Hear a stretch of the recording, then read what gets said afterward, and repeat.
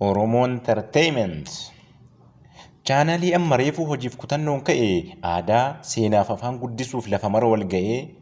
hidhannoo jabeeffatee dirqama isaa bayuuf walaloo tarree galchee uummata biraan gayuuf akka gurri uummataa dhugaa jiru dhagayuuf akka dhugaan dhokate boolla keessaa ol bayuuf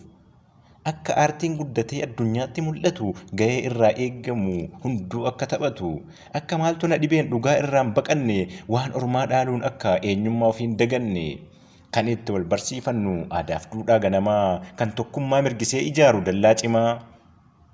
yoomillee kan imalu farda haqaa yaabbatee chaanalii Oromoodhaa fi haqa ibsuuf dhaabbate isa dhugaa ummataa fuudhee ummataan gayu hojii gamni hojjete kan fuudhee seenaaf kaayu jaalala onnee irraa akka isin jaaladhu isinuu beektu silaa subscribe like share naa godhaa haga lubbuun jirutti ummata tajaajila.